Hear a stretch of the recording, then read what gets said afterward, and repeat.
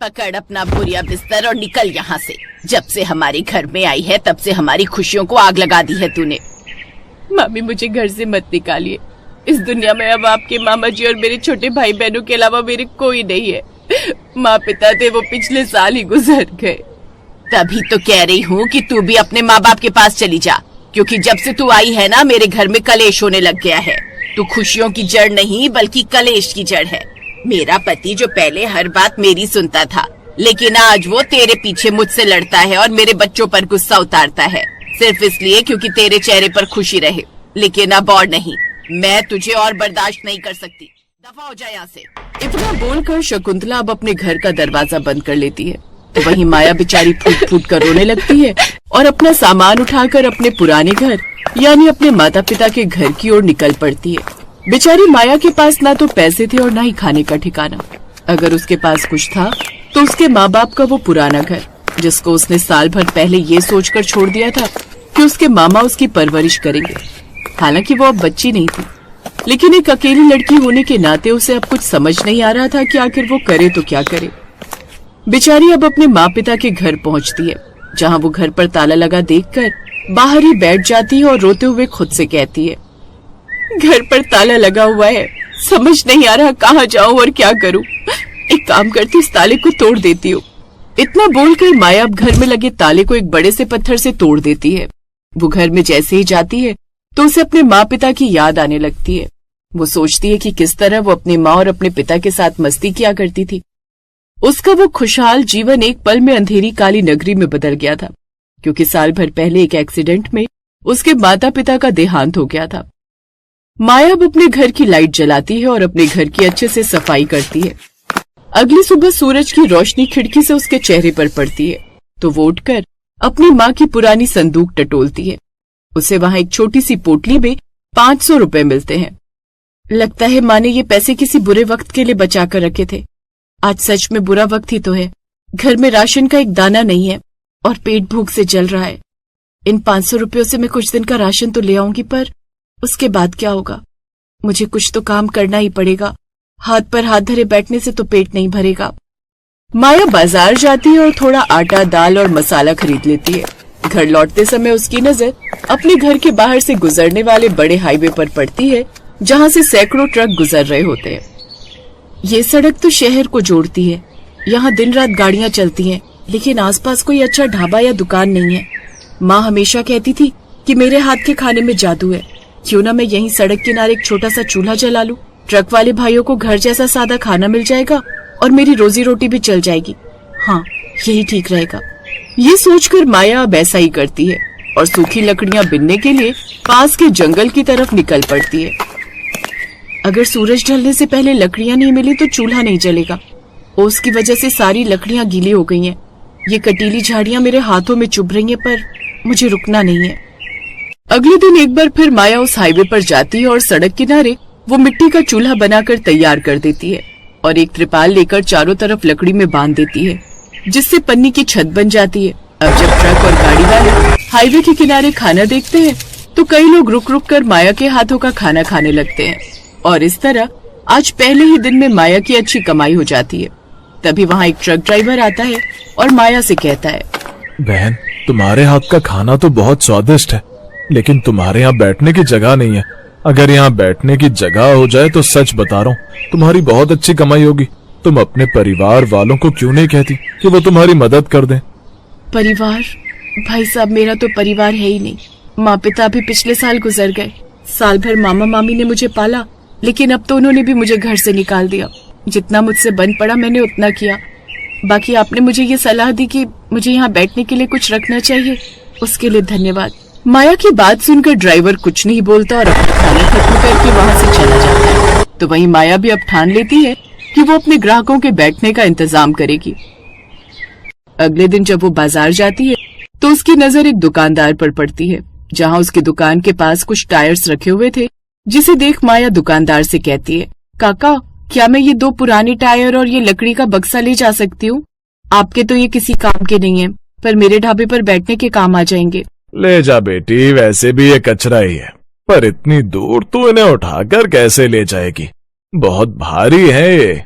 कोई बात नहीं काका, मैं घसीट कर ले जाऊंगी, बस आप मना मत करिएगा। माया एक रस्सी से उन टायरों को बांधती है और अपने कंधे पर डालकर उन्हें घसीटने लगती है। जैसे तैसे वो घर के पास पहुंचती है और अपने हाथों को देखकर कहती है, हाथ छिल गए हैं रस्सी से, पर बस थोड़ा सा और, घर पास ही है। अगर आज मैंने ये बैठने की जगह बना ली तो मुसाफिरों को आराम मिलेगा। लोग तभी रुकेंगे जब उन्हें बैठने की जगह मिलेगी। हिम्मत मत हार माया, बस थोड़ी दूर और। माया घर पहुंचती है।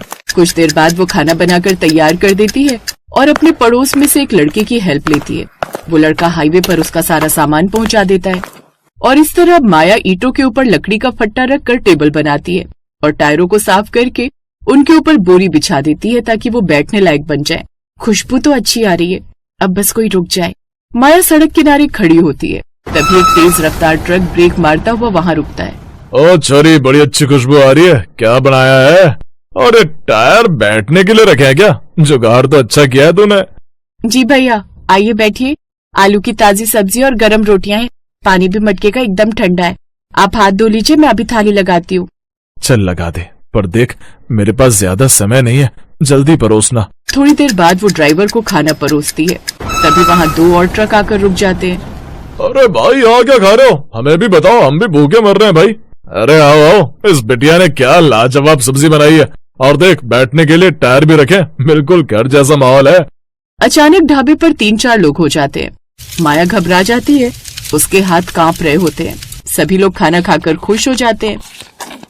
मजा आ गया बहन, ये लो 40 रुपए, खाना बहुत बढ़िया था। अगली बार आऊंगा तो चाय भी पिलाना। जरूर भैया, अगली बार आपको चाय भी मिलेगी। आपका बहुत बहुत धन्यवाद। देखते ही देखते अब सभी ड्राइवर वहाँ से चले जाते हैं और दोपहर तक माया के पास 150 रुपए जमा हो जाते हैं। आज 150 रुपए कमाए। अब मैं कल के लिए थोड़ा ज्यादा सामान ला सकती हूँ और शायद एक पुरानी केतली और कुछ गिलास भी खरीद लूं ताकि चाय शुरू कर सकूं। धीरे ही धीरे सही, पर मेरा ढाबा अब खड़ा हो रहा है। इस तरह माया खुश हो जाती है और अपने घर चली जाती है। समय गुजरता है और गुजरते समय के साथ अब माया का हाथ अपने ढाबे पर जम जाता है। अब अकेले काम करने में उसे दिक्कत नहीं आती और अब वो अपने ढाबे को बिल्कुल ईमानदारी से चलाने लगती है। और तो और अब उसका ढाबा इतना अच्छा चलने लगा था कि अब उसका ढाबा एक पन्नी वाला नहीं बल्कि अच्छा खासा ईंट पत्थर वाला टेबल कुर्सियों वाला ढाबा बन चुका था।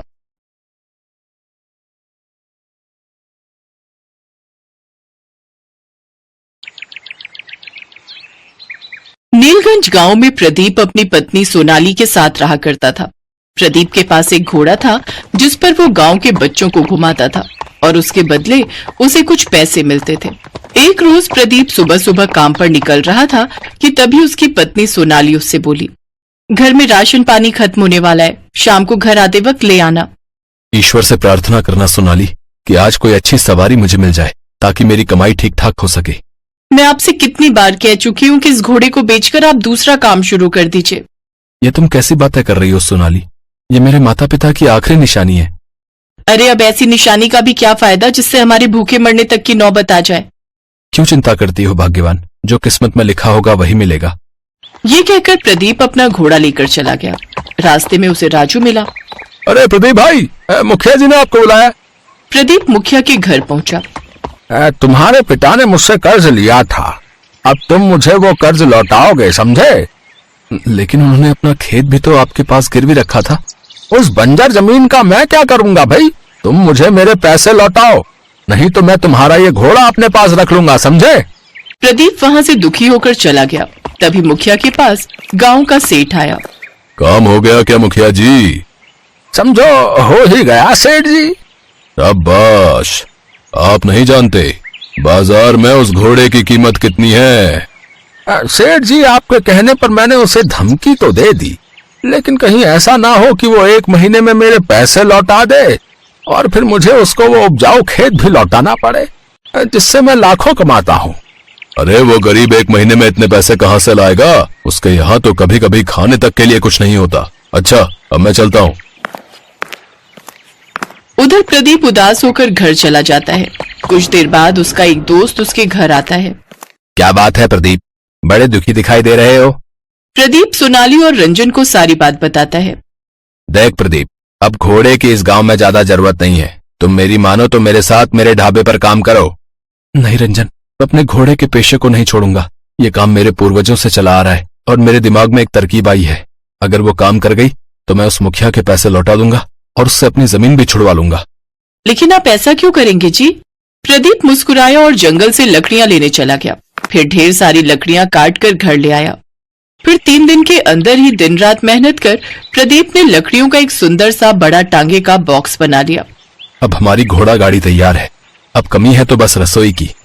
वाह, कितना सुंदर लग रहा है ये। लेकिन रसोई की कमी मतलब? मैं कुछ समझी नहीं। मतलब ये कि अब हम इसे एक चलती फिरती घोड़ा गाड़ी रसोई बनाएंगे। देखो भाई, आजकल आधुनिक जमाना है और लोग हमेशा कुछ नया करने की कोशिश करते हैं, लेकिन मेरे पास इतने पैसे नहीं है कि मैं इसमें राशन भरवा सकूं। फिर मेरा ये काम सफल कैसे होगा?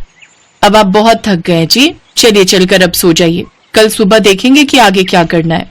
वो दोनों खाना खाकर सो गए, लेकिन अगली सुबह जब उठे तो उन्हें बाहर से खाने की बहुत अच्छी महक आ रही थी। वो दोनों बाहर आए तो वो खुशबू घोड़ा गाड़ी में से आ रही थी। वो सीढ़ियां चढ़कर उस घोड़ा गाड़ी के अंदर गए तो उसकी रसोई में तरह तरह के पकवान बने हुए थे। ये जादू देख वो हैरान थे। तभी किसी की आवाज आई। घबराओ मत प्रदीप, ये जादू मैंने किया है। कई साल पहले मुझे एक वरदान मिला था जिससे मैं किसी भी तरह की कोई एक ख्वाहिश पूरी कर सकता हूँ। कल रात मैंने तुम्हारी बातें सुनी। तुम घोड़ा गाड़ी रसोई के नाम से कुछ कमाई करना चाहते थे, इसलिए मैंने तुम्हें ये जादुई रसोई दी है। अब इस रसोई में कभी अन्न की कमी नहीं होगी और तुम जो जितना जितना इस रसोई से मांगोगे तुम्हें मिल जाएगा। अब तुम दोनों जाओ और इस व्यापार से खूब लाभ कमाओ। ये सुनकर वो दोनों बहुत खुश हुए। लोग आकर्षित हुए और खाने की खुशबू से उसमें खिंचे चले आए। देखते ही देखते घोड़ा गाड़ी में लगी कुर्सियां भर गई। सोनाली और प्रदीप झट से रसोई में से खाना लाकर लोगों को परोसते हैं, जिससे उन्हें खूब कमाई होती है। भाई वाह, कितना स्वादिष्ट भोजन है भाई, है मजा ही आ गया भाई। कुछ ही दिनों में उससे अच्छी खासी कमाई होने लगी। आपने तो सचमुच कमाल कर दिया जी। ऐसे ही उन्हें महीना पूरा होने वाला था और वो अपने पिता का कर्ज उतारने के लिए गांव के कुछ लोगों के साथ पैसे लेकर मुखिया के पास पहुंचा, जहां सेठ भी मौजूद था। जैसे ही वो प्रदीप पैसे लौटाने आए, आप उसकी घोड़ा गाड़ी रसोई छीन लेना, फिर वो मुझे दे देना। आपको उसके दुगने दाम दूंगा। ऐसा कभी नहीं होगा। ये लो तुम्हारे पैसे और मेरे पिता की जमीन मुझे वापस लौटाओ। प्रदीप का ये रूप देख मुखिया और सेठ जी घबरा गए और उन्होंने उसकी जमीन के कागज उन्हें लौटा दिए। अब प्रदीप खुशी खुशी सोनाली और गांव वालों के साथ जमीन